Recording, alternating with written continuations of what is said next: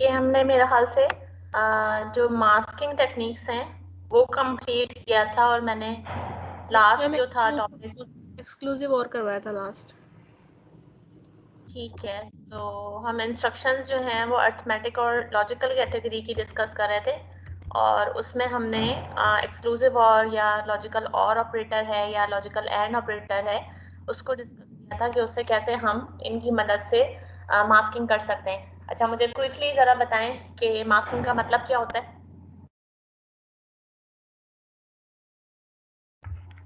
Ma'am हम जो Dzire result चाहते हैं ना उसके लिए हम मास्किंग करते हैं।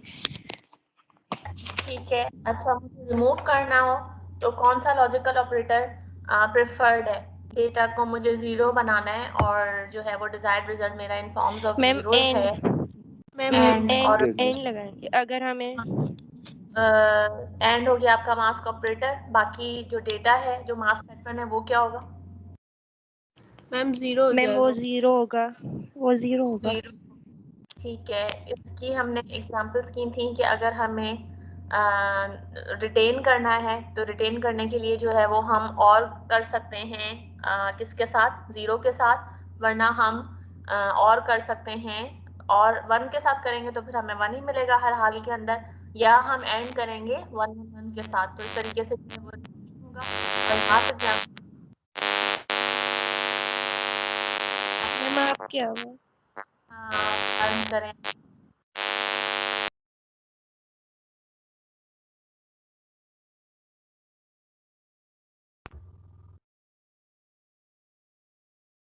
तो कॉम्प्लीमेंट हमने पढ़ा था कि किस तरीके से जो है वो हम एक्सक्लूसिव और के थ्रू भी रिटेन कर सकते हैं और कॉम्प्लीमेंट का भी फीचर इसके अंदर मौजूद है। तो हमने उसके ट्रुथ टेबल से ये वाली चीज़ देखी थी कि हम इसे कॉम्प्लीमेंट के लिए भी यूज़ कर सकते हैं और अगर हम जीरो के साथ एक्सक्लूसिव और करेंगे तो हम रिटेन कर सकते हैं। तो इसके लिए हमने कुछ सिनेरियोज डिस्कस किए थे कि आपका जो डेटा है वो मेमोरी लोकेशन पे पड़ा हुआ है अगर, तो उसके लिए हम जो है वो प्रोग्राम कैसे बनाएंगे, या जो है वो अगर आप पोर्ट से डेटा ले रहे हैं तो उसके लिए हम प्रोग्राम कैसे बनाएंगे। ज़रूरी नहीं है कि दो रजिस्टर्स के अंदर ही हमारा डेटा हो और तभी हम उसको कोई लॉजिकल ऑपरेशन परफॉर्म कर सकें। हम इमीडिएट डेटा वाला जो हमारे पास ऑप्शन मौजूद है आई, जिसमें हम लिख रहे होते हैं और इमीडिएट हो गया या एंड इमीडिएट हो गया, हम इस तरीके से भी इंस्ट्रक्शन को यूज़ कर सकते हैं जिसमें रजिस्टर हमारा एक ही यूज़ होगा। अच्छा, इसके बाद इसके अलावा यानी हमारे पास कुछ और इंस्ट्रक्शंस हैं इस लॉजिकल कैटेगरी के अंदर, जिसको मैं वन बाय वन तो नहीं कर सकती क्योंकि आपके पास ये तकरीबन 300 से अबव इंस्ट्रक्शंस हैं, तो हम हर इंस्ट्रक्शन को सेपरेटली डिस्कस नहीं कर सकते, लेकिन हम लॉजिक्स के लिहाज से उनको कुछ कुछ इसके अंदर से डिस्कस करते जाएंगे कि थॉरली अगर हमें ज़रूरत पड़ती है तो ठीक है। हमने इंस्ट्रक्शन टेबल देखा, जैसे हमने कल मैंने आपको एक ये चीज़ जो है वो प्रैक्टिस करवाई थी या ये ड्रिल करवाई थी कि अगर आपको जो है वो रिक्वायरमेंट हो कि दो रजिस्टर्स नहीं यूज़ करने तो फिर आप कैसे चूज़ करेंगे इंस्ट्रक्शन को। तो इसके अंदर आप देख रहे हैं कि आपके पास इंस्ट्रक्शन इस तरह की भी मौजूद है कि कोई रजिस्टर जो है वो अगर मुझे क्लियर करना है, ठीक है, यानी उसके अंदर मुझे 00 चाहिए। मैं LDI की इंस्ट्रक्शन 00 आर नॉट के लिए यूज़ नहीं कर सकती, लेकिन मेरे पास जो है वो क्लियर की इंस्ट्रक्शन मौजूद है। यानी अगर मैं कोई प्रोग्राम बनाऊं जिसके अंदर मुझे, जैसे वो सम वाला प्रोग्राम था एक जिसमें हमने multiple numbers different number system के यूज़ किए थे, तो उसमें आप अगर R16 को हम यूज़ कर रहे थे सम डिपॉजिट करने के लिए, तो उसको आपने R16 को अगर क्लियर करवाना है, जो हमारी नॉर्मल प्रैक्टिस होती है कोई एडिशन सब्ट्रैक्शन या कोई भी ऑपरेशन करने से पहले, कि हम उस रजिस्टर को जिसको डेस्टिनेशन के तौर पर या रिजल्ट होल्ड करने के लिए यूज़ करना चाहते हैं तो हम उसे क्लियर करवा दें। नॉर्मली हम सी में भी प्रोग्राम बनाते थे, सम इज इक्वल टू 0 ऐसे इनिशियलाइज करते थे। ठीक वही वाला काम हमारे पास इंस्ट्रक्शन मौजूद है क्लियर की, उसके थ्रू हम कर सकते हैं कि इसमें फिर हम कोई भी रजिस्टर दे सकते हैं। इसमें ये नहीं है कि आप R0 नहीं दे सकते, R1 नहीं दे सकते, तो ये काम आप क्लियर की इंस्ट्रक्शन के थ्रू भी कर सकते हैं। जो हमने एक्सक्लूसिव और ऑपरेशन कल देखा था और इसके थ्रू हम कॉम्प्लीमेंट कर रहे थे, ठीक है, या वंस कॉम्प्लीमेंट फाइंड आउट कर रहे थे। लेकिन अगर मैं आपसे कहूँ कि मुझे, क्योंकि एक्सक्लूसिव और अगर यूज़ करेंगे कॉम्प्लीमेंट करेंगे तो फिर इसमें पहले मैंने आपको इस तरह की इंस्ट्रक्शन इसमें से ढूंढवाई कि मुझे दो रजिस्टर यूज़ नहीं करने, ठीक है। अब मैं आपसे कहती हूँ कि मुझे दो रजिस्टर भी यूज़ नहीं करने और मुझे कोई मास पैटर्न भी यूज़ नहीं करना, क्योंकि अगर आप मास पैटर्न यूज़ करेंगे, लेट्स से कि आपने जो है वो एंड इमीडिएट की या और इमीडिएट की इंस्ट्रक्शन यूज़ की, ये एक्सक्लूसिव और अगर आपने यूज किया उसमें आप अगर इमीडिएट की तरफ जा रहे हैं, मतलब कोई भी आप इमीडिएट वाला जो आपके पास नेमोनिक मौजूद है अगर आप वो यूज कर रहे हैं तो इसमें फिर आपका जो ये इमीडिएट है इसकी भी तो बाइट जा रही है ना, वो एक्स्ट्रा बाइट आपके पास आ रही है कि आपकी इंस्ट्रक्शन जो है वो बन रही है कि आपके पास उसमें इमीडिएट डेटा देना पड़ रहा है। तो अब मैं आपसे कह रही हूँ कि मुझे इमीडिएट डेटा भी नहीं देना, मुझे कोई और रजिस्टर भी यूज नहीं करना, और मुझे जो है वो वंस कॉम्प्लीमेंट भी फाइंड आउट करना है। तो इसके लिए आपके पास सेपरेटली ये कॉम्प्लीमेंट फाइंड आउट करने की इंस्ट्रक्शन मौजूद है जिसका नेमोनिक COM है। ठीक है, अगर किसी नंबर का मुझे नेगेटिव फाइंड आउट करना है तो उसके लिए मेरे पास इंस्ट्रक्शन मौजूद होती है NEG की, यानी नेगेट करने की, कि आप ऐसे भी इसको फाइंड आउट कर सकते हैं। या किसी, जैसे हमारे पास सी में होते थे पोस्ट इंक्रीमेंट ऑपरेटर होता था जिसको हम डबल प्लस साइन से रिप्रेजेंट करते थे, या हमारे पास माइनस माइनस का साइन होता था जिसको हम पोस्ट डिक्रीमेंट ऑपरेटर कहते थे। तो वही चीज़ें हमारे पास इंस्ट्रक्शंस मौजूद हैं DEC की या INC की। ये सिर्फ और सिर्फ जो है वो 1 ऐड करेंगे, यानी आप इसमें ये इंस्ट्रक्शन बाय डिफॉल्ट क्या करती है 1 ऐड करती है, 2 या 3 वगैरह ऐड नहीं करेगी, लेकिन आपके पास डायरेक्ट इंस्ट्रक्शन मौजूद है इंक्रीमेंट करने की, डिक्रीमेंट करने की। ठीक है, अच्छा अब कुछ जो इंस्ट्रक्शन मैंने आपसे कहा था कि इसको हम नेक्स्ट किसी लेक्चर के अंदर डिस्कस करेंगे, जो कि शिफ्टिंग और जो है वो हमारे पास रोटेशन से रिलेटेड है। इसके लिए हमारे पास एक तो ये 2 इंस्ट्रक्शंस हैं LSL LSR, और ये हमारे पास 2 मजीद इंस्ट्रक्शन हैं ROL एंड ROR। इनका क्या पर्पस होता है, ये कैसे यूज होती हैं, हमने शुरू में एक टेबल डिस्कस किया था जहां पर हमने ये बात की थी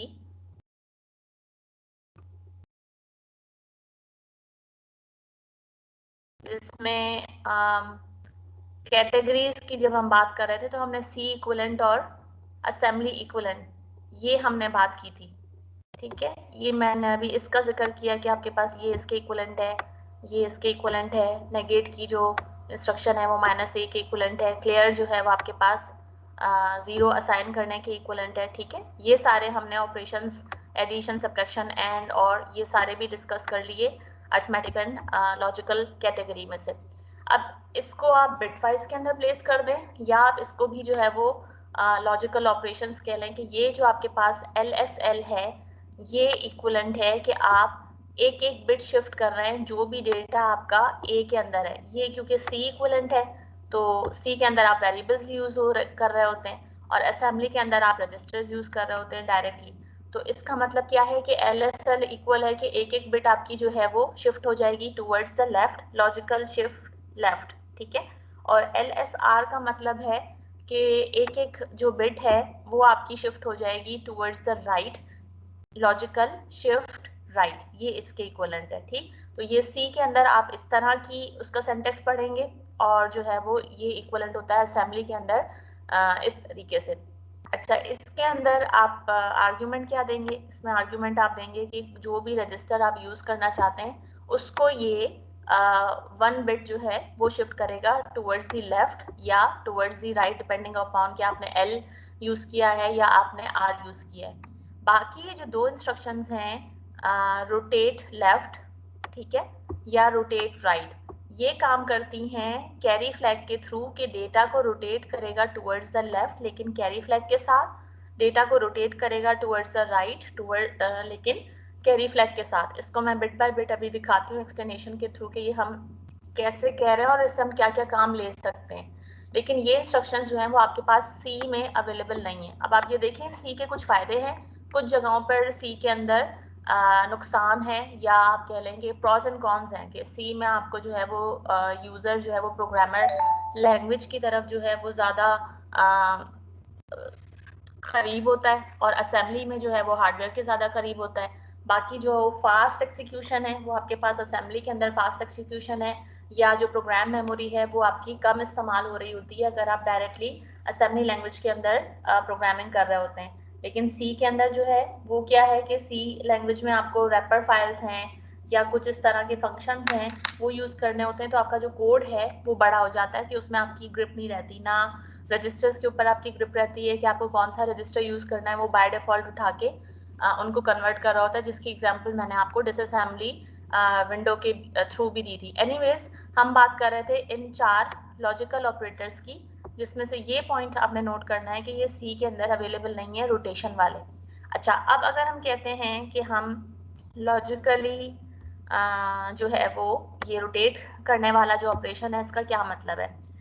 रोटेट थ्रू कैरी जो है, यानी ROR या जो ROL है, इसके अंदर कैरी, यहाँ पे सी कहीं लिखा हुआ नहीं है, लेकिन इस नेमोनिक का मतलब है कि ये थ्रू कैरी रोटेट करेगा। ठीक है, इसका क्या मतलब है कि जो भी हमारे पास लीस्ट सिग्निफिकेंट, एक तो ये क्योंकि टुवर्ड्स द राइट है, ठीक, तो इसलिए आपको इसकी जो डायरेक्शन नजर आ रही है, जो एरो नजर आ रहा है, ये किस तरफ नजर आ रहा है? टुवर्ड्स द राइट नजर आ रहा है। और ये रोटेशन सिर्फ वन टाइम होगी, जिस रजिस्टर के साथ भी आपने ये इंस्ट्रक्शन दी है। ठीक है, सिर्फ वन टाइम होगी असेंबली के अंदर। अगर आप चाहते हैं कि नंबर ऑफ बिट्स ये बार बार करे, तो ये इंस्ट्रक्शन आपको बार बार यूज करनी पड़ेगी, या फिर आपको ये इंस्ट्रक्शन लूप में यूज करनी पड़ेगी। अगर हम लूप में यूज करते हैं तब भी उसका मकसद यही है कि आप उसको मल्टीपल नंबर ऑफ टाइम्स जो है वो एग्जीक्यूट कर रहे हैं। एक दफा एक रजिस्टर के ऊपर ये एक ही दफा चलेगी, इसमें असेंबली के अंदर ये चीज मौजूद नहीं है कि आप उसको एक साथ दे दें कि ये 4 दफा चले। उसके लिए फिर आपको लूप की बॉडी में इस इंस्ट्रक्शन को यूज करना पड़ेगा। ठीक है, अब इसका ऑपरेशन किस तरीके से होता है? इसका ऑपरेशन ऐसे होता है कि जो लीस्ट सिग्निफिकेंट बिट है वो शिफ्ट हो जाएगी किसमें? कैरी के अंदर।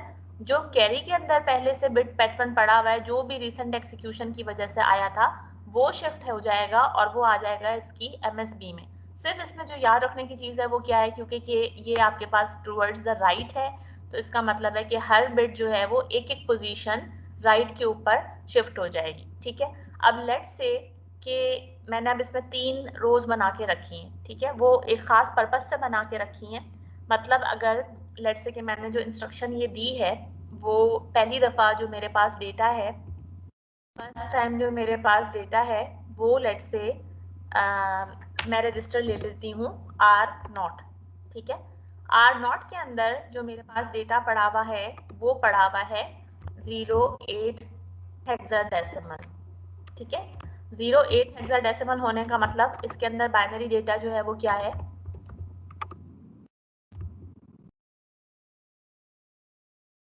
बाइनरी डेटा हो गया 00010000। 08 इसका मतलब हो गया कि बाइनरी डेटा ये पड़ा हुआ है। अब अगर मैंने फर्स्ट टाइम ये इंस्ट्रक्शन यूज की आर, ठीक है, और मैं ये भी अज्यूम करती हूँ कि लेट्स से कि इसके पास जो कैरी फ्लैग है उसमें प्रीवियसली जो भी कैलकुलेशन हुई थी उसमें 0 पड़ा हुआ था। यही मैंने पिक्टोरियली यहाँ पे रिप्रेजेंट करने की कोशिश की है कि अगर कैरी फ्लैग के अंदर 0 पड़ा हुआ है और आपके पास इसमें फर्स्ट रो में आप देख रहे हैं कि जो डेटा पड़ा हुआ है वो 08 पड़ा हुआ है। ठीक, तो अगर मतलब हम इंस्ट्रक्शन में कैसे लिखते हैं, इंस्ट्रक्शन का सेंटेक्स कैसे होगा? इंस्ट्रक्शन में आप ऐसे लिखते हैं कि आप नेमोनिक लिखेंगे रोटेट राइट का, जिसके अंदर ऑब्वियस है कि इसमें कैरी फ्लैग जो है वो इन्वॉल्व होगा, और इसमें आपने उस रजिस्टर का नाम दिया कि रोटेट करना है तो किस रजिस्टर को करना है, क्योंकि आपको ऑपरेंड चाहिए। ठीक, तो आफ्टर एक्सिक्यूशन, यानी जब आपने इसकी एक्सिक्यूशन कर ली की, तो फिर आपके पास R0 के अंदर जो है वो क्या डेटा आ जाएगा? कैरी फ्लैग है उसका जो स्टेटस है वो क्या हो जाएगा, ये फाइंड आउट करना है। कुछ प्रोग्राम्स ऐसे होंगे जो आपको, मतलब आपका जो पेपर है ना, जो क्वेश्चन पेपर मिड का आएगा या जो एग्जाम का पेपर आएगा या जो इवन टेस्ट आएंगे, उसमें आपको ये इन 3 तरह के सवाल मिलेंगे। कौन से 3 तरह के? या तो आपको प्रोग्राम बनाना होगा, ठीक है, तो वो आपका हो गया कि आप डिजाइन करें या प्रोग्राम करें या कोड करें, इसकी वर्डिंग इस तरह से, लेकिन उसमें आपको जैसे लॉजिक बिल्ड करके प्रोग्राम बनाना होगा according to the instruction set will be given to you.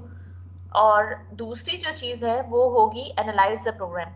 Analyse करने का मतलब ये है कि अगर आपको कोई प्रोग्राम दिया हुआ है या आप से कहा जा रहा है कि ये प्रोग्राम एग्जीक्यूट होगा, तो बताएं कि रजिस्टर जो कंटेंट्स हैं उन पे क्या फर्क पड़ रहा है। यानी आफ्टर द एग्जीक्यूशन ये इंस्ट्रक्शन, अगर प्रोग्राम दिया तो आपको line by line her instruction के बाद बताना होगा कि अब रजिस्टर के कंटेंट्स क्या हो गए।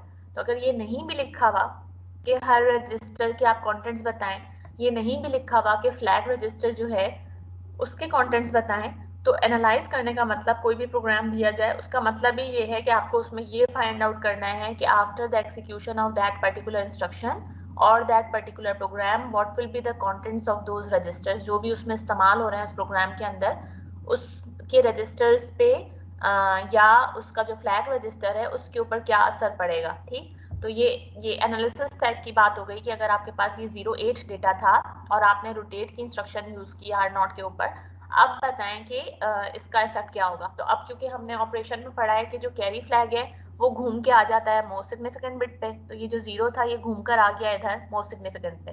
बाकी जो बिट्स हैं वो सारी की सारी कहाँ शिफ्ट होती जा रही हैं। अब आप ये देखें कि ये जो 1 था किस पोजीशन पर आपको नजर आ रहा था, 1 आपको इस पोजीशन पर नजर आ रहा था। ठीक, हम क्योंकि किस तरफ रोटेट करवा रहे हैं, टूवर्ड्स दी राइट हम रोटेट करवा रहे हैं, तो ये 1 आपको जो है वो इस पोजीशन के ऊपर नजर आ रहा है। अब ठीक, ये यहाँ पर शिफ्ट हो गया, एक एक बिट जो है हर बिट इस तरफ चली गई, राइट की तरफ चली गई। तो अब ये आपका जो डेटा है वो क्या बन गया है, यानी एक दफा रोटेट करने के बाद जो डेटा है वो क्या बन गया है, this is equivalent to what, ये जो इस रो में आपको नजर आ रहा है। मैम यस जी, मैम 4 0 आ गए, 5वां भी 0 हमारा जो वो कैरी वाला आ गया था इसमें, तो ये हो गया 0 0 0 0 1 एंड 0 0 हो गया है। तो ये और हेक्स कैरी में पे किसके 04 हो गया। 04 हो जी गया। ठीक, यानी 4 पहले आपका डेटा जो है मैम वो 08 था 04 और अब आपका जो डेटा है वो बन गया 04, यानी कि R0 के अंदर जो है कैरी में आपके पास 0 आ गया और जो R0 है इसके अंदर आपके पास क्या आ गया, 04 आ गया। ठीक है, इसको मैं मजीद एक दफा और रोटेट करूं तो फिर ये क्या बन जाएगा, ये 2 बन जाएगा मैम। 03 तो ये 2 बन जाएगा। कैन यू तो डिटरमाइन, ट्रू बन कैन यू जाएगा। एनालाइज, कैन यू जज anything what's happening here, is there any relationship whenever you are rotating once, जब आप इसको रोटेट कर रहे हैं टुवर्ड्स द राइट, तो ये कोई रिलेशन फाइंड आउट कर सकते हैं आप इस डेटा के अंदर के डेटा पे कैसे असर पड़ रहा है, कोई आपस में इनका रिलेशन है कि फर्स्ट टाइम 08 था, मैंने एक दफा और रोटेट किया तो ये 4 हो गया, फिर मैंने रोटेट किया तो ये 2 हो गया। 2 का डिफरेंस है मैम। 2 का डिफरेंस है, अच्छा 2 का डिफरेंस है या ये कोई और चीज है, क्योंकि 8 और 4 में 2 का डिफरेंस नहीं होता, 8 हो में से जाता अगर 2 जाएंगे मैम तो 6 ये बचेंगे ना, डिवीजन डिफरेंस हो का रहा है मतलब मैम, सब 2 की डिवीजन हो रही है मैम, 2 से 2 की डिवाइड कर रहे डिवीजन। हैं। ठीक है, इसका मतलब ये हुआ कि अच्छा जब तक आपके पास कैरी में 0 है, लेकिन अगर यहाँ पर कैरी लेट्स से कि इस बिट के ऊपर 1 होता, आपका डेटा जो है वो कुछ और होता, तो फिर ये कैरी तो घूम के इधर आ जाता मोस्ट सिग्निफिकेंट बिट के ऊपर, तब ये वैलिड रहती कंडीशन डिवीजन बाय 2 वाली। लेट्स से नो कि मैम, मेरे पास कैरी, क्योंकि वैल्यू हाँ बढ़ जाएगा फिर तो। बढ़ जाएगी। लेट्स से मेरे पास प्रीवियसली अगर ये 1 होता तो ये 1 घूम के इधर आ जाता। ठीक, तो इधर होने का मतलब तो कि ये सी की तरफ, बी की तरफ कोई नंबर चला गया, इस तरीके से आपका ये जो है वो नंबर बनेगा। तो फिर ये 2 वाला डिवीजन वाला जो केस है वो होल्ड नहीं करेगा। इसका मतलब ये है कि जब तक कैरी की वैल्यू 0 है तब तक अगर आप ये रोटेशन परफॉर्म करवाते हैं तो ये इक्विवेलेंट होगी डिवीजन ऑपरेशन के, कौन सी, रोटेशन टुवर्ड्स द राइट। ठीक है, तो इसका मतलब ये हुआ कि अब जैसे हम अल्टरनेट लॉजिक अप्लाई करते हैं ना, कि हमने कल देखा कि हम एक्सक्लूसिव और से भी कॉम्प्लीमेंट वाला ऑपरेशन परफॉर्म कर सकते हैं, इसी तरीके से जब आपके पास जो है वो यानी मल्टीप्लाई और डिवीजन की इंस्ट्रक्शन हम अगर यूज नहीं कर रहे तो ये काम हम रोटेशन के थ्रू भी कर सकते हैं, प्रोवाइडेड आपके पास जो कैरी बिट है उसका स्टेटस जब तक 0 रहेगा तब तक ये पॉसिबल है, लेकिन अगर कैरी का स्टेटस 1 हो गया तो ये पॉसिबल नहीं है। इस चीज को हम लॉजिकली यूज कर सकते हैं जब हमें, मतलब हमने ये बिटवाइज ऑपरेटर बन गया ना, लेकिन हम इसको जो है वो लॉजिकल की कैटेगरी में भी कह रहे हैं, तो इसके पीछे रीजन है कि आप इससे जो है वो डिवीजन वाला जो काम है वो करवा सकते हैं। अच्छा, what about the rotation towards the left, कि हमने रोटेशन टुवर्ड्स द राइट में तो ये देखा, रोटेशन टुवर्ड्स द लेफ्ट में क्या हो रहा है। अब यहाँ पे जो डेटा है वो मैंने अज्यूम किया है कि मेरे पास जो डेटा है वो 1 है, ये 1 का इक्विवेलेंट है, आपके पास ये जो डेटा है ये 1 के इक्विवेलेंट है। ठीक है, अब इसको अगर मैं टुवर्ड्स द लेफ्ट करती हूँ, लेट्स से कि यही डेटा मैंने कहा कि R0 के अंदर है, अब मेरी इंस्ट्रक्शन हो गई ROL R0। ठीक, इसको मैं टुवर्ड्स दी लेफ्ट लेके जाऊंगी। अच्छा, इसमें क्या होगा आपके पास, जैसे यहाँ पर हो रहा था कि एसबी जो थी वो कैरी में जा रही थी, लेकिन यहाँ पर हमें क्या करना है, टुवर्ड्स दी लेफ्ट शिफ्टिंग करनी है। तो लेफ्ट होने का मतलब कि यहाँ पे ये जो ये कौन सी बिट है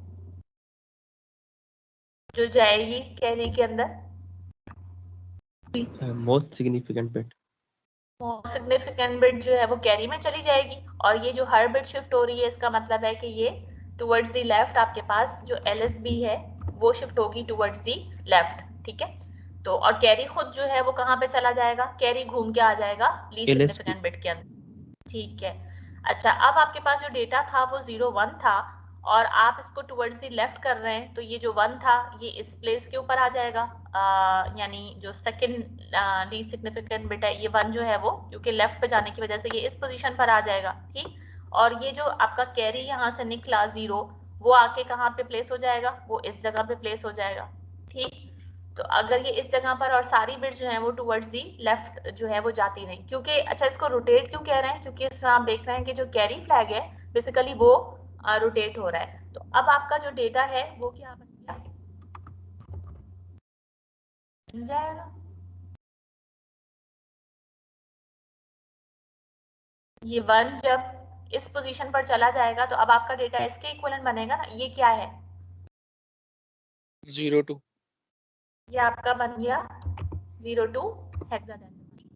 इसको मैं एक और बिट अगर एक दफा और रोटेट करूं तो ये जो 1 था ये इस थर्ड पोजीशन के ऊपर चला जाएगा, यानी अब अगर मैंने इसको मजीद रोटेट किया तो अब ये डेटा जो है वो क्या बन जाएगा, इस पोजीशन पर 1 03। आ गया, तो वो 4 बन जाएगा मैम। 4 बन जाएगा, सॉरी 3 कैसे बनेगा, 4। Sorry sorry 0। मैम 4। अच्छा, ये आपके पास जो है वो क्या बन गया, 04 बन गया, ठीक है। तो आपने इसमें देखा कि अब क्या हो रहा है कि फर्स्ट टाइम आपने जब रोटेट करवाया तो आपके पास डेटा था क्या डेटा था, 01 था। सेकंड टाइम ये 02 बन गया, थर्ड टाइम जो है वो ये 04 बन गया। अभी इसको मैं मजीद करती जाऊंगी तो फिर क्या बनता जाएगा, 8 बनेगा, 16 बनेगा, 32 बनेगा and so yes on. Ma'am, तो दिस इसमें इज भी क्योंकि मल्टीप्लिकेशन कैरी बाय 2। हमने, this is multiplication by 2. It means that we can use rotation towards the right for the division purpose, and we can use rotation towards the left for the multiplication. multiplication purpose, right? Multiplication. अच्छा, multiplication. अगर मेरा data कुछ और हो, अभी तो मैंने इस तरह की एग्जांपल ली है ना जिसके अंदर खाली जो है वो एक 1 मौजूद था, ठीक है। अब मैं एग्जांपल अगर इस तरह की लूं कोई जिसके अंदर मेरे पास डेटा इस तरह का है, ये है, ये डेटा किसके इक्विवेलेंट होता है, जल्दी से बताएं। 03। ये 3 के मैम। ये 3 के इक्विवेलेंट है। Now I want to check कि अगर मैं रोटेशन टुवर्ड्स द लेफ्ट करवाऊं, लेट्स से कि ये जो डेटा है मेरा वो R0 के अंदर है, तो अब मुझे बताएं कि, और कैरी को मैं अज्यूम कर रही हूँ कि जो कैरी फ्लैग है उसका स्टेटस, कैरी का तो हमारे पास ये चीज़ तो डेफिनेट है कि अगर कैरी 1 हो गया ना तो फिर ये हमारी मल्टीप्लिकेशन और डिवीजन डिस्टर्ब हो जाएगी, ठीक है। अब देखते हैं कि अगर मैं इसको रोटेट करवाऊं लेफ्ट की तरफ तो मेरा डेटा क्या बनेगा, क्या बनेगा ये, मैम 0 1 1 0। हो जाएगा, क्योंकि कैरी घूम के आ जाएगा किस जगह पर, लीस्ट सिग्निफिकेंट पे। ये जो 0 लिखा है मैंने, ये वाला, ये कौन सा वाला 0 है, जो घूम कर आया है कैरी से, ठीक है। और यहाँ से जो आपके पास जो है वो 0 निकला था मोस्ट सिग्निफिकेंट बिट वाला, वो कहाँ चला गया, कैरी फ्लैग के अंदर चला गया। अब ये किसके इक्विवेलेंट बना, ये जो पैटर्न है किसके इक्विवेलेंट बन रहा है, 06 06। so the thing which we were studying or we were observing that it is equivalent to the multiplication operation. Does it hold still now? ये अभी भी होल्ड नो कर रही मैम। है, यस नहीं मैम। कर रही, क्यों नहीं कर रही, मैम हो रहा है ना मैम, पहले तो 3 था तो 06 है 6 हो मैम। गया, 06 2 से हो गया। हो गया ना कि 3 था आपके पास, Yes. 6 हो गया, तो ये अभी भी होल्ड कर रही है। इसका मतलब है, मतलब मैंने ये खास तौर पे एग्जांपल इसलिए आपके सामने रखी है क्योंकि इसमें जो है वो 2 1 थे कि आपके जहन में ये ना है कि हमारे पास अगर एक ही 1 होगा तभी ये चीज पॉसिबल है, ऐसा जो है वो जरूरी नहीं है। मैम अब मैं 6 जी, इस पे ये जो आपने डेटा लिया इस पे ROR लगाएं, डिवीजन वाली। डिवीजन वाली, अच्छा, अगर हम ROR लगाएंगे इसके ऊपर तो फिर होगा प्रॉब्लम इस तरीके से, फिर R0 तो किया डिवीजन हमने, हाँ, इसमें में मसला क्या होगा, क्योंकि जो लीस्ट सिग्निफिकेंट बिट है वो जाएगी कैरी में, और कैरी में जाने का मतलब क्या हो जाएगा? Ma'am division ma'am process value change ma'am फिर हमारी डिवीजन और मल्टीप्लिकेशन डिस्टर्ब हो जाएगी। आपके पास डेटा होगा और आपके पास कैरी फ्लैग जो है वो हो गया 1। तो ये मैंने जो आपको बात हाँ कि ये होल्ड नहीं करेगा जब कैरी फ्लैग 1 होगा। तो यहाँ पे इसका रीजन क्या है, कैरी फ्लैग का 1 होना। ये जब मैम तक होल्ड करेगा जब डिस्टर्ब हो जाएगी डिवीजन मल्टीप्लिकेशन। तो ये चीज मैंने आपको शुरू में ही बताई इसीलिए कि अगर कैरी फ्लैग 0 होगा तो आपके पास मल्टीप्लिकेशन या डिवीजन होल्ड करेगी, लेकिन अगर आपके पास कैरी फ्लैग 1 हो गया तो फिर ये मल्टीप्लिकेशन और डिवीजन जो है वो होल्ड नहीं करेगी। अच्छा, अब हमारे पास जो वेरिएशन थी, इसके अलावा जो इंस्ट्रक्शन है वो है हमारे पास कौन सी, लॉजिकल शिफ्ट लेफ्ट वाली या लॉजिकल शिफ्ट राइट वाली। ठीक है, तो ये जो लॉजिकल शिफ्ट लेफ्ट है या लॉजिकल शिफ्ट राइट है, इसमें सिंपली क्या होना है कि ये एक एक बिट तो शिफ्ट होंगे, लेकिन ये डी नॉट जो है वो कहाँ पे जाएगी, और जो मोस्ट सिग्निफिकेंट बिट है उसका क्या होगा। लेट्स से कि मैं इसको कर देती हूँ लॉजिकल शिफ्ट राइट।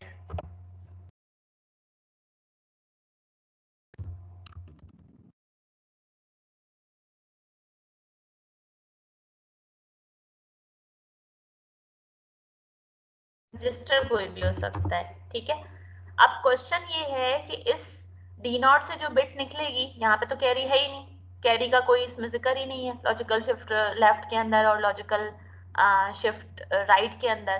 तो ये जो डी नॉट से बिट निकलेगी वो कहाँ पे जाएगी, और ये जो D7 है जब ये शिफ्टिंग होगी तो इसमें क्या आएगा। तो इसमें ये होता है कि जो डी नॉट मैम वाली जी डी नॉट वाली 7 की जगह पे, और ये आगे चलता है 7 6 की जगह पे आ जाएगा, इस तरह हो जाएगा।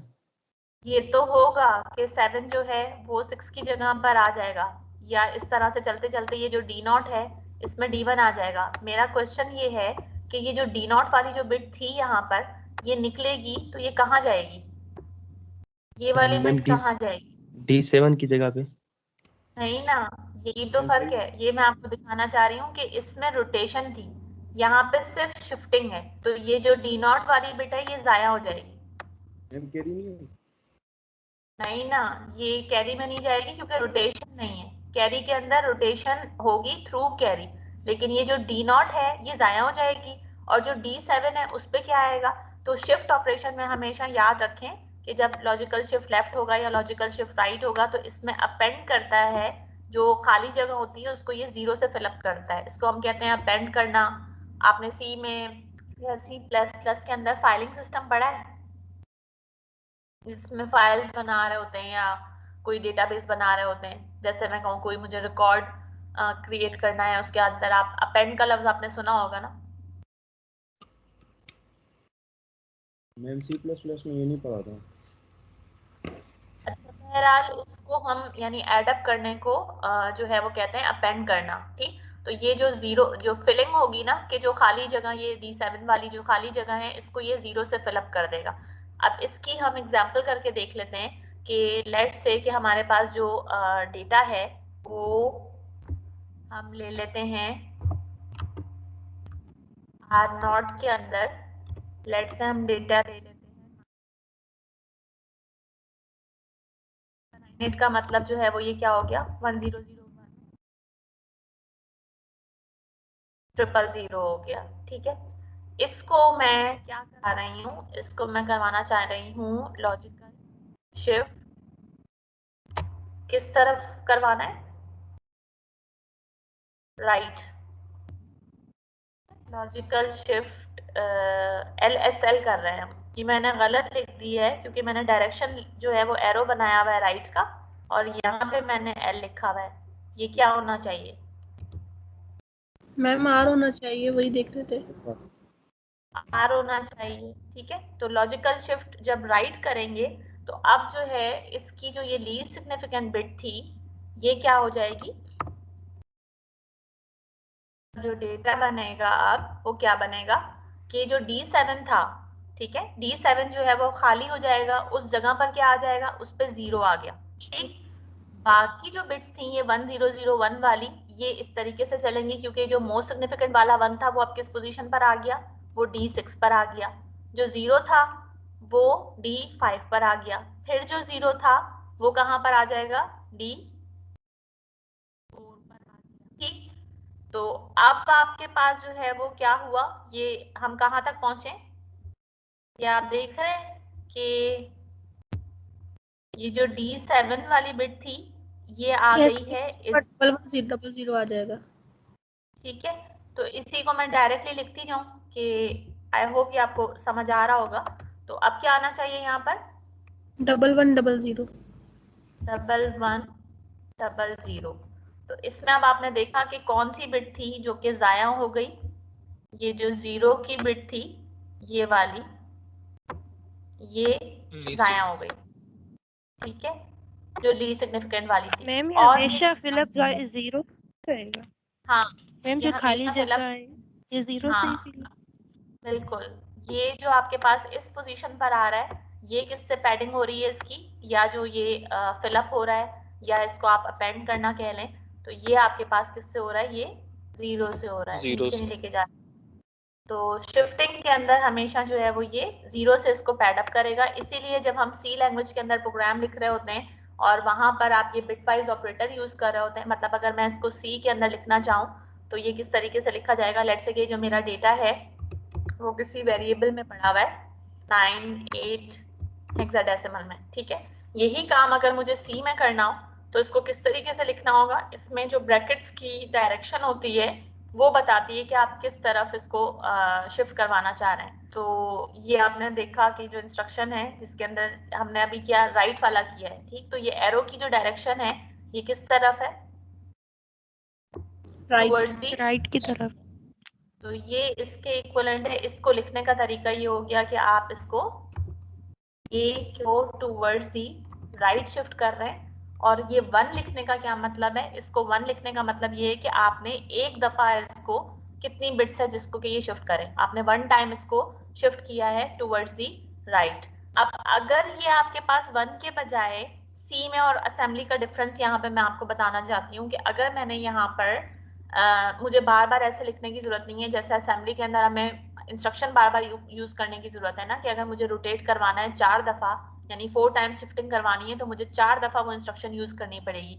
यही काम आप सी के अंदर 4 दफा करने वाला डायरेक्टली कर सकते हैं कि अगर मैं इसको शिफ्ट ऑपरेटर के साथ यहाँ पर 4 लिख दूं तो ये काम, यानी this is something equivalent to in assembly, this will be equivalent the shift instruction, logical shift right एक दफा आपने यूज की, उसके बाद आप जो है वो लॉजिकल शिफ्ट राइट दूसरी दफा यूज करेंगे, यानी आपको 4 दफा ये इंस्ट्रक्शन जो है वो यूज करनी पड़ेगी, तब जाके आपका ये काम होगा। अगर आपने इसको उसमें लिखा AVR स्टूडियो के अंदर या किसी भी असेंबलर या उसमें लिखा आपने सॉफ्टवेयर के अंदर, तो उसको जब आप डिसअसेंबल करेंगे ना ये ए को करने वाली 4 टाइम्स, तो ये बेसिकली बैकएंड के ऊपर क्या प्रोग्रामिंग हो रही होगी या बैकएंड के ऊपर क्या प्रोसेसिंग हो रही होगी कि यानी ये 4 दफा लॉजिकल शिफ्ट राइट जो इंस्ट्रक्शन है उसको एग्जीक्यूट करेगा, ठीक है, वही काम आपका यहाँ पर हो रहा है। तो इसका मतलब जब हम सी में लिखते हैं, सी में लिखने का मतलब ये होता है कि आपका, मैं इसको और ज्यादा जनरलाइज कर देती हूँ कि आप वेरिएबल यूज करें या फिर आप कोई डेटा यूज करें, this can be any data. Any data का मतलब आपने देखा कि अगर मैंने 98 का डेटा लिया है तो 98 में ना तो सिर्फ एक 1 आ रहा है, वो किसी बिट पर भी आपका जो है वो 1 वाला डेटा हो सकता है, मल्टीपल 1 हो सकते हैं, जैसे मैंने प्रीवियस केस में आपको 3 की एग्जाम्पल देके दिखाया था। तो डेटा आपका कुछ भी हो सकता है। नॉर्मली जो बुक में आपको जितनी एग्जाम्पल्स मिलेंगी, क्योंकि हम बिटवाइज ऑपरेटर कर रहे होते हैं, क्योंकि हमें पोर्ट पिन्स को या तो सेट करना होता है या रीसेट करना होता है, तो उसके लिए मोस्टली ये बिटवाइज ऑपरेटर यूज हो रहा होता है, जिसका मतलब है शिफ्टिंग करना। तो वहां पर बुक में आपको जितनी एग्जाम्पल्स मिलेंगी वहां पर डेटा ऐसा लिया होगा जिसमें पूरे डेटा में बाकी सारे 0 हैं और एक जगह पर 1 आ रहा है, but this is not the case. वो सिर्फ रिक्वायरमेंट के लिहाज से किया हुआ है, डेटा आपका कुछ भी हो सकता है जिसमें जितने भी 1 आए, ठीक। तो ये जनरल हो गया कि डेटा आपके पास कुछ भी हो और उसके साथ ये जो 1 लिखा हुआ होता है ये भी जरूरी नहीं है कि ये 1 ही हो, ये आपके पास इक्विवेलेंट है नंबर ऑफ शिफ्ट्स के ये इसका जनरल सिंटैक्स हो गया अगर हम सी के अंदर प्रोग्रामिंग करें। अब क्योंकि वहां पर 1 लिखा होता है तो इसका मतलब है कि ये हम शिफ्ट राइट की बात कर रहे हैं 1 बिट, या हम बात कर रहे हैं शिफ्ट लेफ्ट की 1 बिट। इसकी एग्जांपल मैं ऐसे दूं कि ये मैं डेटा ले लेती हूँ यही 1001 वाला 9 और 8 का इक्विवेलेंट, ये डेटा हो गया। अब लेट्स से मैंने आपसे कहा कि मैंने आपको बजाय असेंबली में इंस्ट्रक्शन यूज करने के मैंने 4, ठीक है। Can you tell me the answer directly for this C notation, ये किसके इक्विवेलेंट होगा? Keeping in mind the general syntax, कि अगर जनरल सिंटैक्स आपके पास ये है कि लेफ्ट साइड के ऊपर आपके पास डेटा होगा, जो शिफ्ट ऑपरेटर है उसकी डायरेक्शन टुवर्ड्स द लेफ्ट या टुवर्ड्स द लेफ्ट या राइट, दोनों में से कोई भी हो सकती है, या एंगल ब्रैकेट्स की जो डायरेक्शन है वो चेंज हो जाएगी, और जो नंबर ऑफ शिफ्ट्स हैं कि कितने बिट्स इसको शिफ्ट करना है। अब मुझे बताएं कि इसका आंसर क्या होगा? मैम 0 मैम 0 0 1 0 0 4 1 दफा 0। यहाँ किधर करना है, इसको टुवर्ड्स द राइट करना है, ठीक। तो जो मैम पैडिंग ये होगी सारे जीरो हो जाएंगे मैम, ठीक है, पहले ये सारे नो पहले मैम, चारों तो पहले जीरो ही जाएंगी, फिलअप वाला भी आएगा 0। ये फिर मैम फिलअप 1 वाले, आएगा यहाँ पे, अब यहाँ पे क्या हो जाएगा 1 आगे। 001। तो आपने देखा कि जो यस मैम। ये सारे थे वो शिफ्ट हो गए टुवर्ड्स दी राइट, कि जो है वो मैंने इसको क्योंकि राइट की तरफ एरो था, ठीक है। तो ये आपके पास जो ये 9 वाला था ये सारा शिफ्ट होके जो है वो किस जगह पर आ गया, ये सारे शिफ्ट होके जो है ये 9 वाला जो डिजिट था वो इधर आ गया, और ये जो आपके पास 4 आपको 4 दफा शिफ्टिंग करनी थी तो उसकी जगह पर इसने किससे फिलअप कर दिया, उसकी जगह पर इसने इसको 0 से फिलअप कर दिया, ठीक। तो ये आपके पास जिस तरह से जो है वो टुवर्ड्स द राइट में है, इसी तरीके से अगर लेफ्ट होता तो मतलब अगर ये इंस्ट्रक्शन जो है वो मैंने आपसे पूछी होती, मैं इसका एरो चेंज कर दूं,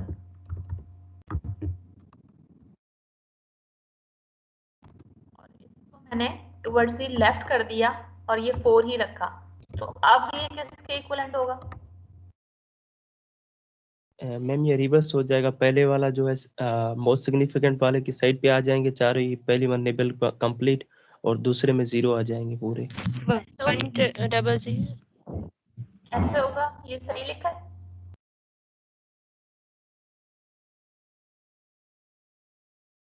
is it yes correct ma'am. और नॉट? ठीक है, तो इसमें यस क्या मैम। हो रहा है बेसिकली कि इसमें जो है वो ये सारे के सारे जो चारों थे टुवर्ड्स दी आपको लेफ्ट शिफ्ट करने थे, ठीक। तो ये चारों के चारों जो हैं वो शिफ्ट हो गए इस तरफ, और जो इसने जगह खाली छोड़ी है वो फिर जीरोस के अंदर पैडअप हो गए या फिलअप हो गए, ठीक। तो इस तरीके से जो है वो आप असेंबली में भी आपने देख लिया कि ये कैसे यूज होगा, और आपने देख लिया किसके अंदर, सी नोटेशन के अंदर भी देख लिया कि ये किस तरीके से इसका ऑपरेशन परफॉर्म होगा। तो ये शिफ्टिंग वाली जो कुछ इंस्ट्रक्शंस थी मैम उनको हमने असेंबली जो है वो अलग अलग इंस्ट्रक्शन लिखेंगे। इस असेंबली के अंदर आपको ये इंस्ट्रक्शन बार बार देनी पड़ेगी, मतलब आपको ये जो है वो 4 दफा इंस्ट्रक्शन जो है वो देनी पड़ेगी, जो जैसे मैंने आपको उसमें लिख के दिखाया, ये मैंने आपको 4 टाइम्स दिखाई ना कि ये इंस्ट्रक्शन आपको जो है वो 4 दफा लिखनी पड़ेगी। यानी अगर आपने ये 4 के इक्विवेलेंट लिखा है तो इसका मतलब है कि ये आपने प्रोग्राम में, मैं इसको बल्कि नीचे ही कर देती हूँ ताकि क्लियरिटी रहे, ये कॉमा के बजाय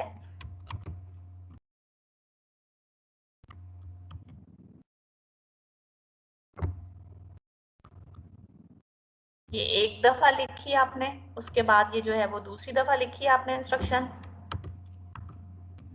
तीसरी दफा लिखी, और ये आपने चौथी दफा लिखी। यानी ये जो आपने शिफ्ट करवाया है टुवर्ड्स द राइट, ये इन 4 इंस्ट्रक्शंस जो हैं इनके इक्वल है, ठीक है। Yes ma'am. अच्छा, अब वापस आते हैं कि हमने जो है वो इससे रिलेटेड ये जो इंस्ट्रक्शंस देखी, बिट वाइज ऑपरेटर, बिट की जो इंस्ट्रक्शंस है वो हम आगे और भी पढ़ेंगे, जैसे कि आपके पास जो है वो ये सेट और क्लियर करने वाली इंस्ट्रक्शंस मौजूद हैं। तो ये सेट और क्लियर करना, इसका हमें एक पूरा बकायदा चैप्टर करना है बिट एड्रेसेबिलिटी वाला, जिसमें हम कैसे किसी बिट को चेक कर सकते हैं। तो इसमें आप देख रहे हैं SE का नाम आ रहा है और CL का नाम आ रहा है। S जो है वो सेट करने का, SE का मतलब है सेट करना, CL का मतलब है क्लियर करना। अब क्योंकि हमारे पास जो इसका फ्लैग रजिस्टर है उसमें कितने फ्लैग्स होते हैं, 8, ठीक। तो हर फ्लैग बिट, जैसे I आपके पास एक इंटरप्ट फ्लैग बिट है, या 0 Z जो है वो आपके पास क्या है, 0 फ्लैग बिट है।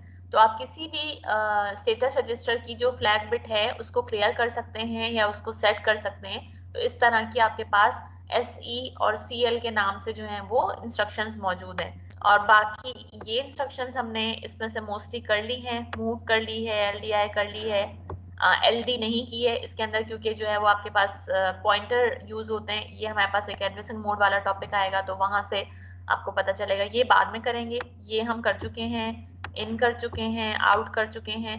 बाकी पुश और पॉप जो है ये रहती है, इसका ताल्लुक है स्टैक से कि हम कैसे मेमोरी का एक पोर्शन होता है उसको यूज करेंगे। तो अब फिर हम प्रोग्राम की तरफ वापस आते हैं कि कुछ हमने लॉजिकल ऑपरेशंस जो हैं वो सीखे, कैसे हम मल्टीप्लिकेशन और डिवीजन वाला जो काम है वो भी कर सकते हैं।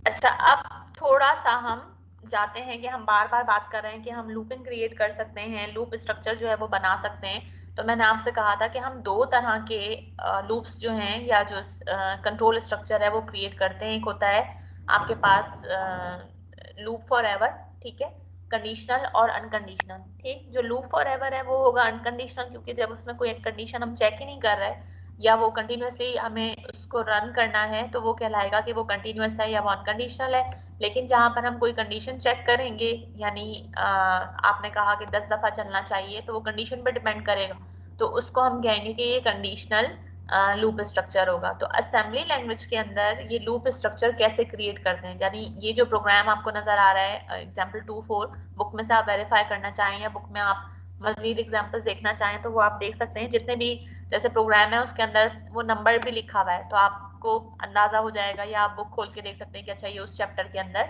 एक एग्जाम्पल है तो उससे रिलेटेड अगर 4 एग्जाम्पल्स हैं मिलती जुलती, तो आप वो उनको टैली कर सकते हैं या उनसे कॉन्सेप्ट को और ज्यादा क्लियर कर सकते हैं। बहरहाल हम इसके अंदर क्या करना चाह रहे हैं इस प्रोग्राम के अंदर कि हमें एक सिंपल प्रोग्राम लिखना है जिसके अंदर हम टॉगल करें इनपुट आउटपुट रजिस्टर को।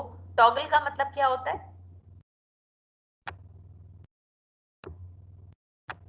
टॉगल करने का मतलब क्या होता है? चेंज कर रहे होते हैं, कंप्लीमेंट कर रहे होते हैं, मतलब 0 है तो 1 कर देंगे, 1 है तो 0। हाँ, उसकी जो स्टेट है उसको हम स्विच कर रहे होते हैं, चेंज कर रहे होते हैं। 0 है तो 1 कर दें, 1 है तो 0 कर दें, ठीक है। तो हमें प्रोग्राम लिखना है कि पोर्ट बी की जो पिन्स हैं वो टॉगल होनी चाहिए कंटिन्यूसली फॉर एवर। एक तो ये कि वो रुके नहीं, और दूसरी बात ये है कि वो कंटिन्यूसली ये काम करता रहे। मतलब आपके पास जो है, जो माइक्रो कंट्रोलर की IC है, ठीक है, उसमें आपके पास 4 पोर्ट्स हैं। इसमें से ये प्रोग्राम जो है वो पर्टिकुलरली किस पोर्ट की बात कर रहा है? जो पिन्स हैं फिजिकल उसके अंदर पोर्ट बी की बात कर रहा है। तो अगर यहाँ पर ये इनपुट आउटपुट रजिस्टर ना भी लिखा होता तो हमें ये बात पता है कि अगर हमें पोर्ट की जो पिन्स हैं उनके ऊपर कोई भी डेटा जो है वो भेजना है पर्टिकुलर, तो उसका मतलब ये है कि हमें उसका जो इनपुट आउटपुट रजिस्टर है वो पोर्ट बी ही यूज करना पड़ेगा, ठीक है। क्योंकि स्पेशल फंक्शन रजिस्टर के थ्रू ये काम होगा कि पोर्ट बी पे भेजना है, तो वो पोर्ट बी जो है उसका रजिस्टर के थ्रू जाएगा इंटरनली। अब ये काम हम असेंबली में करेंगे कैसे?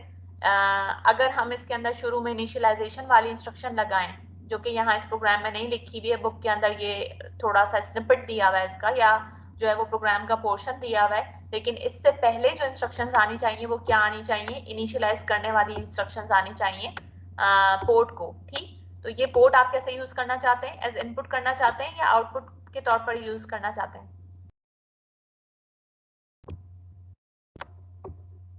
टॉगल करना इसका मतलब है इसके ऊपर 0 या 1 जनरेट करना, और जनरेट करने का मतलब ये आउटपुट है या ये इनपुट है?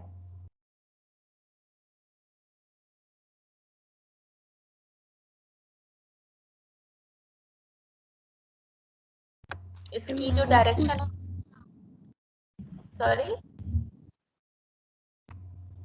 Output ma'am. ये आउटपुट होगा क्योंकि हम आउटपुट है मैम। जनरेट, ये आपका जो है वो आउटपुट होगा। आउटपुट होने का मतलब कि इसके अंदर वो इंस्ट्रक्शंस आनी चाहिए। DDR-B के अंदर हमें क्या डेटा लोड करना होगा आउटपुट के लिए? 0 FF लोड करना होगा, ठीक। यानी LDI करवाएंगे हम लेट्स से R16 के अंदर, और उसके अंदर हमने FF रखा और आउट की इंस्ट्रक्शन देके हम उसे कहाँ भेज देंगे? DDR-B पे भेज देंगे। तो यहाँ पे ये इनिशियलाइजेशन इंस्ट्रक्शंस जो हैं वो आनी चाहिए। अच्छा, अब हमने कहा इन्होंने जो है वो ना सिर्फ ये किया है कि वो स्विचिंग करवा रहे हैं, बल्कि ऑल्टरनेट बिट के ऊपर जीरोज और 1 रख रहे हैं। हालांकि ये प्रोग्राम की रिक्वायरमेंट नहीं है, तो आपकी मर्जी है कि आप इस तरह से जो है वो एक एक बिट के ऊपर 0 और 1 रखें। लेट्स से कि मैंने जो पहली बिट है उसको अज्यूम किया कि मोस्ट सिग्निफिकेंट के ऊपर मैं 0 रखती हूँ, और फिर मैं 1 रखती हूँ, फिर मैं 0 रखती हूँ, और फिर मैं इसको 1 रखती हूँ। इसी तरह से जो है वो जो लीस्ट सिग्निफिकेंट निबल है उसके ऊपर भी एक एक, अगर मैंने ऑल्टरनेट 0 और 1 रखा, तो ये जो डेटा है वो किसके इक्विवेलेंट बनेगा? ये क्या बन गया? ये क्या है? ये क्या है हेक्स में? मैम 5 ये आपके पास जो डेटा है ये बन गया 5 तो हमने कहा कि हर जो बिट है वो टॉगल हो, तो हर बिट एक दफा 0 हो, एक दफा 1 हो। इसके लिए हमने ये डेटा प्रिपेयर कर लिया। अब इस डेटा को हम लेकर आ गए किसके अंदर? एक जनरल पर्पस रजिस्टर के अंदर लेकर आ गए कि ये 5 आया कहाँ से। उसके लिए हमने ये लॉजिक यूज की कि एक हम 0 ले रहे हैं, एक हम 1 ले रहे हैं। इसको हम लेकर आ गए R20 में। अब ये जो डेटा आया है जनरल पर्पस के अंदर, इसको हमें भेजना कहाँ पे था? टॉगल करवाने वाली चीज तो हमें पोर्ट बी पे करनी है ना। तो हमने आउट की इंस्ट्रक्शन यूज की और इस डेटा को जो R20 के अंदर पड़ा हुआ है उसको हमने भेज दिया पोर्ट बी पे। अब टॉगल करवाना है तो टॉगल करवाने का मतलब कॉम्प्लीमेंट करना हो गया, ठीक। कॉम्प्लीमेंट करने की इंस्ट्रक्शन हमने अभी सीखी है पिछले टेबल के अंदर कि वो क्या थी? COM, COM। ठीक। COM इंस्ट्रक्शन के साथ जो आर्ग्यूमेंट है वो होना क्या जरूरी है? क्या हम डायरेक्टली कोई स्पेशल फंक्शन रजिस्टर यूज कर सकते हैं पोर्ट बी की तरह कॉम्प्लीमेंट इंस्ट्रक्शन में, या उसके लिए जनरल पर्पस रजिस्टर होना चाहिए? सिंटैक्स क्या कहते मैम हैं? General purpose general purpose register. General purpose. ठीक, तो इसलिए हमने कॉम्प्लीमेंट करवाया R20 को। अब ये जो टॉगल कॉम्प्लीमेंट करवाने का मतलब बिट्स जो थी वो टॉगल हो गई। पहले आपके पास ये 5 था, अब ये क्या हो जाएगा? इसका उलट क्या हो जाएगा?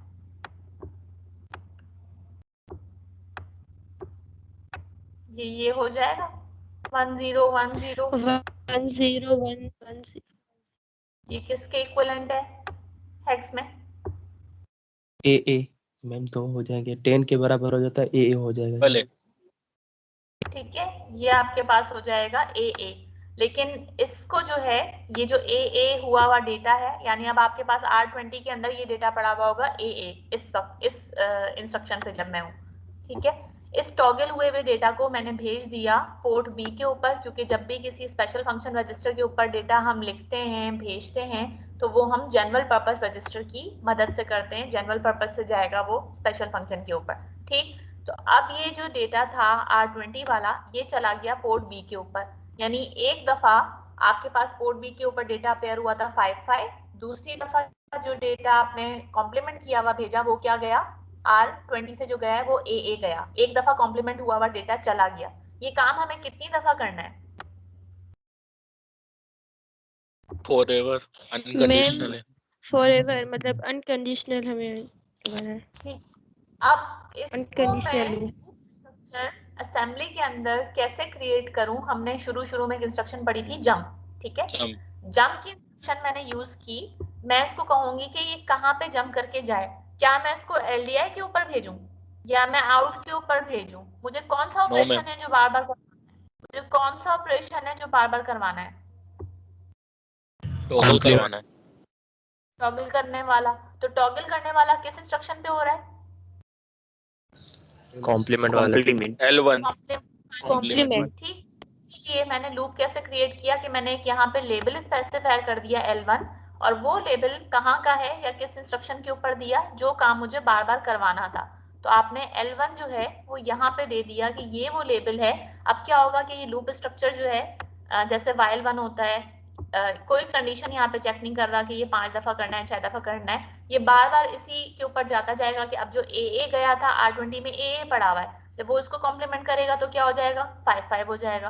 अब 5 को भेज देगा, फिर ये दोबारा L1 पे जाएगा, तो क्योंकि R20 में 5 पड़ा हुआ है तो कॉम्प्लीमेंट करके वो क्या हो जाएगा, AA हो जाएगा। तो इस तरीके से ये लूप जो है वो बार बार चलता जाएगा, और इस तरीके से हमने ये एक लूप फॉर एवर वाली जो कंडीशन है वो जंप इंस्ट्रक्शन के थ्रू आपने देखी कि हमने कैसे क्रिएट की है। अच्छा, अब मैं ये जो अटेंडेंस का लिंक है उसको इनेबल कर देती हूँ, ये रह गया मुझसे, तो आपके पास जो है वो टाइम है, मैं 1 घंटे तक इसको मैम इनेबल करके छोड़ रही हूँ जी। मैम यहाँ पर एक क्वेश्चन था मुझे, ये हम इनिशियलाइज क्यों करा रहे हैं मैम? यहाँ से तो प्रोग्राम वैसे भी चल जाएगा ना, अगर ना भी कराएं तो। हाँ, वो सिर्फ हम अंडरस्टैंडिंग पर्पस के लिए कर रहे हैं कि अगर हम जो है वो टॉगल कर रहे हैं डेटा, वरना आप इसको ना भी इनिशियलाइज करवाएं तो अभी चल जाएगा कि जो भी डेटा है इररिस्पेक्टिव जी कि वो मैम। आपस में भी एक बिट जो है वो टॉगल हुई है नहीं हुई है, तो वो उसके बगैर भी हो जाएगा। जी मैम मैम यही। लेबलिंग हमारे पास कहाँ पे भी आ सकती है ना, कोई से भी इंस्ट्रक्शन पे आ सकती है ना, बाउंड